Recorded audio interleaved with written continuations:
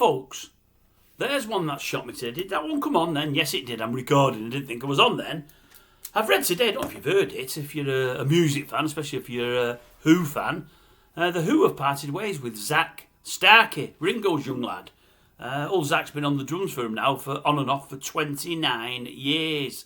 They call him the unofficial official drummer. He was never an official member of the band, but unofficially he was. He's been there, as I say, for 29 years. After the sad demise of Keith Moon, then we had the Kenny Jones phase. I think Simon Phillips was there for a very, very short time. I think that's the old Bad Company boy. It's been ZAK all the way, 29 years. And they've binned him. I read about it and I couldn't believe it at all. They've accused him of doing too much on the drums, being too fancy, trying to hog the limelight. I just think the problem is that he's just too loud.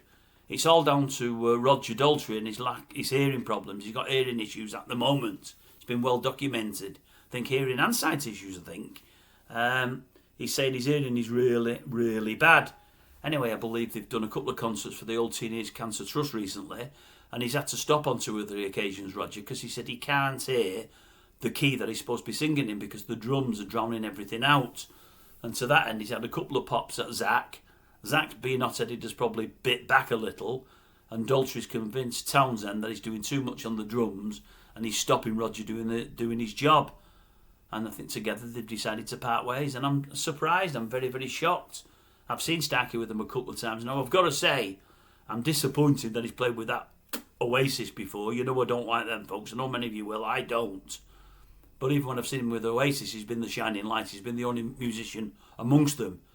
And he fits well in the Who because he's a cracking drummer. I would suggest much better than his dad ever was. Some won't have that, but I think it's the case. I think he's a crackerjack of a drummer. And I'm sad they've had to part ways with him. 29 years, what a shame. But Roger's hearing is really on a downward spiral at the moment. It's really bad. I think I would suggest whichever drummer they play with, he's going to struggle. But I think next they're going to go for a drummer that probably just tickles them and doesn't do a lot.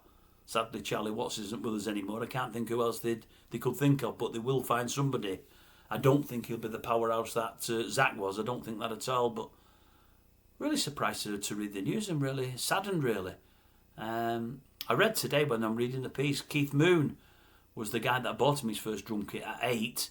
And I think Keith Moon was his godparents as well. I never ever knew that. I know he was very close to Ringo Starr. It's just a really, really sad occurrence, really, after 29 years. Surely Daltrey and himself could have got their heads together and got through it and got it sorted, but no, it's not to be. Old ZAK is binned. Whether it will be a full-time thing or temporary, who knows?